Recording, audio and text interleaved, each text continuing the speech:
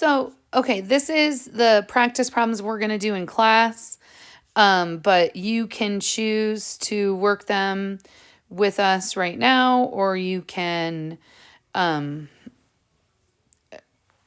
them with us in class. Either way, I'm just dropping the video in there because I know some people aren't going to be able to be in class, but these were the ones we worked together. Okay, so while watching a film, Bailey noticed that her corner kick went really far. She estimated her angle of elevation. Angle of elevation was 35. When she kicked the ball off the ground. So that would mean the starting height is 0 at an initial velocity of 20 meters per second. So whenever I do these problems, I draw what's happening in the real world. So she started on the ground, she ran up, she kicked this ball at a 35-degree angle, and then it landed at the ground. I don't know anything about the path, and then I'm going to draw my velocity vectors. Okay, and so that's going to be always a right triangle. I know some stuff in this right triangle. My angle of elevation is 35, and I know that the initial velocity is 20. So I can find my horizontal velocity by doing the cosine, 20 times the cosine of 35, and it's 16.83. And then I can find my vertical velocity by doing the 20 sine of 35, so it's 11.47. Okay, so the questions ask, so then I can take this information, and if I have this triangle, then I can write the parametrics. So x equals 16.83t, and then y equals negative 4.9 t squared plus 11.47t plus 0. So it says, how far did the kick go? So on this question, let's just go on this. Okay. On this question, how far did the kick go? I'm looking for this distance. I'm looking for that as a distance. But I think with my equations, all I'm going to be able to find is a time. So I can figure out the time that it takes to hit the ground. So I'm doing a negative 4.9 t squared plus 11.47 t. And I'm going to put that into my equation, my calculator. So I'm doing menu, algebra, polynomial tools, find my roots. So I have a negative 4.9. I have 11.47, and then my starting height is 0. So that means that this is at 0 times 0, and this is at time 2.34. Okay, so if I want to know, so I know my time is 0 and 2.34. Okay, that does not give me how far it goes. If I want to know how far it goes, that's this x right up here. So I'm going to put that into this equation. 16.83 times 2.34.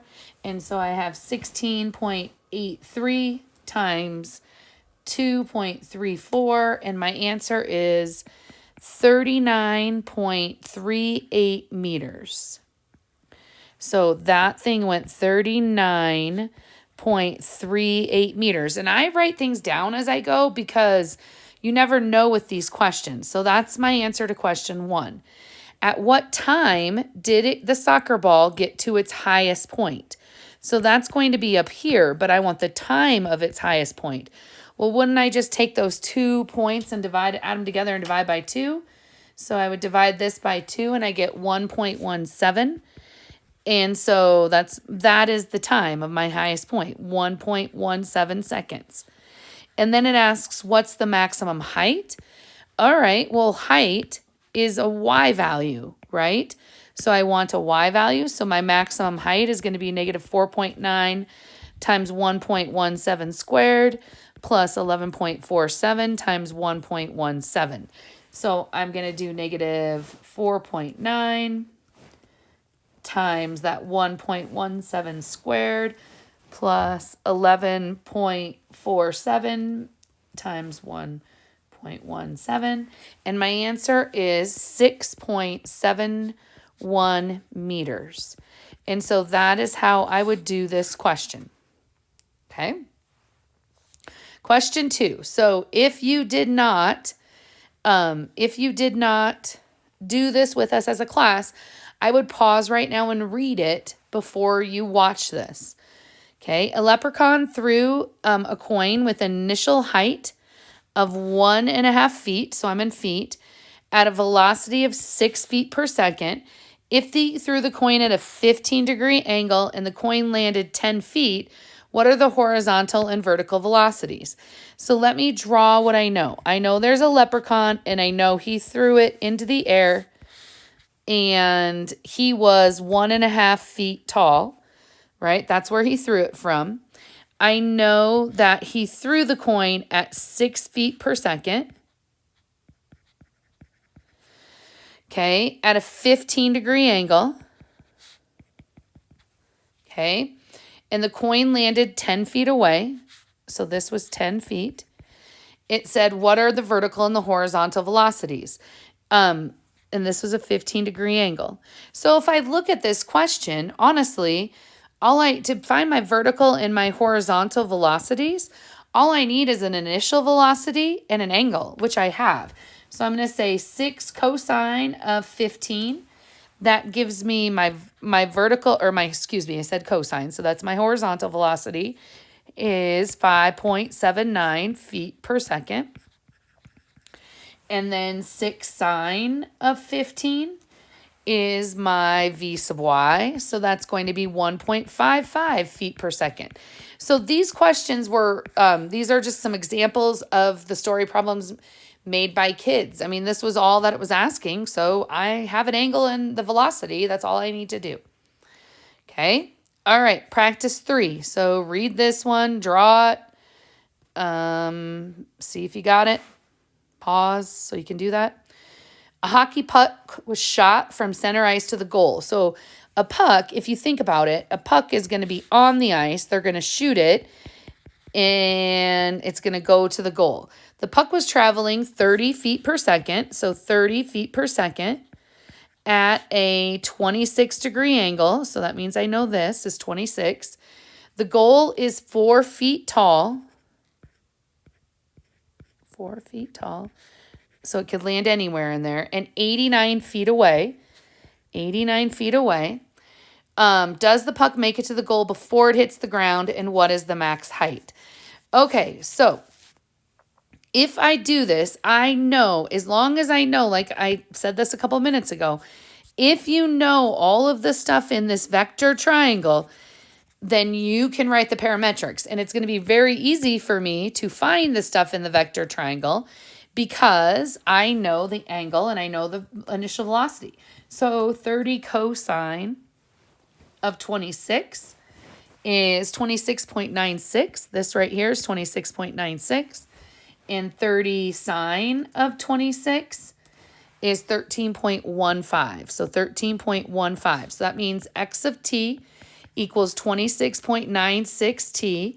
Y of t equals, we're talking feet, so negative 16t squared plus 13.15 t, and it's on the ground, so it's at 0. Does the puck make it to the ground? So we kind of talked about one of these on Friday. I know that there's several ways to do this problem, but I think it's easiest if you look at this x. I know that I want the puck. I need to know because the goal is 89 feet away. So I need to know how high it was when it was 89 feet away.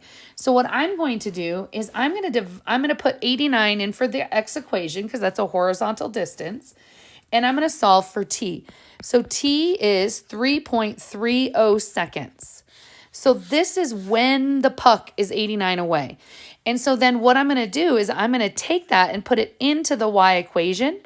So 16 times 3.3 squared plus 13.15 times 3.3. And I'm going to take and I'm going to type that into this equation times 3.3 squared plus 13.15 times 3.3. I'm going to put that into the equation, and here's the deal. If it's between 0 and 4, then the answer to this is no, it doesn't hit the ground until it goes into the net. So my answer, I'm laughing because it's a negative 130.845, which means in the real world, if this is the net up here in the purple, this must have hit like here and then rolled into the net. Okay, it's definitely not going into the net. It's hitting the ice first and then skidding along it. Okay, so the answer, the answer to the question, does the puck make it in the goal before it hits the ground? My answer, no. My work, right there. Okay, what is the max height? Well, for me to find the max height, I'm going to have to find the zeros. So I'm going to go menu, algebra, polynomial tools, find roots, and this time it's a negative 16, and it's 13.15, and it's 0. And so my time is at 0, which makes sense, and then the other time is at 0.82. So half of that would be 0.41. So I'm going to take 0.41, and I'm going to put it into my y equation. So negative 16 times 0.41 squared plus 13.15 times 0.41. So I'm just plugging that in there. So negative 16 times 0.41 squared plus 13.15 times 0.41. So I type that in there, and my answer, the highest it goes, is 2.7 feet. Okay. All right. Josh headbutts a ball at a 15-degree angle from a height of 6 feet. It takes 0.75 seconds and the ground to hit the ground 25 feet away. What is the velocity of the ball? Okay, so we're going to do a couple of things. Josh, this is the real world. He headbutts the ball from a 15-degree angle. I'll put that in there later. And it takes 0.75. So this T is 0.75. And this distance is 25 feet away. Okay. And then I'm going to do my velocity triangles. The only thing I know is 15 degrees. So I cannot write my parametrics. But I do know some stuff. X equals my V sub x times t. And y equals a negative 16 times t squared plus v sub y times t plus 6. Right? Because I'm 6 feet off the ground. Okay, so I know a few things. I know that 75 feet takes me 0.75 seconds. So I'm going to do 75 feet takes 0.75 seconds. So I'm going to take 75 divided by 0.75. And my answer is 100 feet per second. So that right there is this. That's 100. Okay, and so now I can take my y, and I know this is 0.75 and this is 0.75, and I know the ground is 0. So I'm going to plug in what I know. 0 equals negative 16 times 0.75 squared plus v sub y times 0.75 plus 6. Okay, if I look, this does not have a variable and this does not have a variable. So I'm going to take my calculator out and I'm going to plug all of that. Negative 16 times 0.75 squared plus 6. So I put that whole thing in there and I get 3. It's actually a negative 3. So negative 3 plus v sub y times 0.75. So I'm going to add the 3, v sub y times 0.75, and then I'm going to divide by 0.75, and my answer is v sub y equals 4. Okay, so this answer right here is 4. Oops, edit undo. Okay, so then I can find my initial velocity, 100 squared plus 4 squared. That would be what, 116. I just used a calculator. No, it's not 100. That's like 1,016. That is mostly up. Okay, so I'm going to square root that. And I get 100.08. So this velocity is 100.08.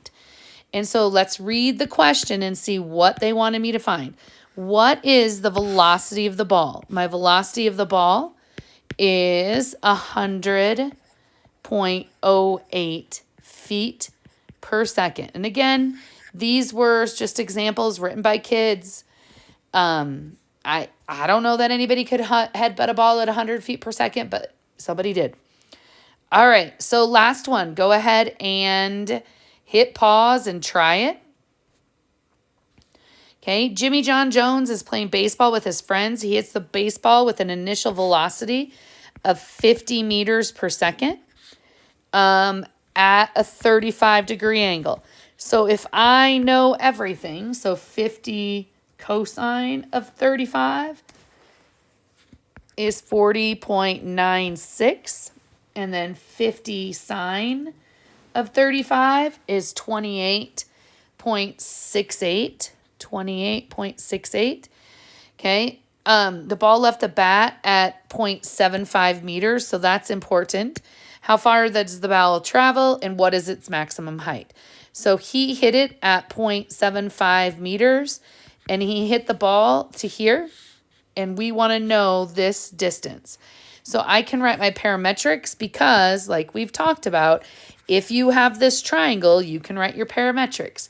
So my parametrics are going to be 40.96t, and then y equals negative 4.9 t squared plus 28.68t plus 0.75, because that's how tall they were.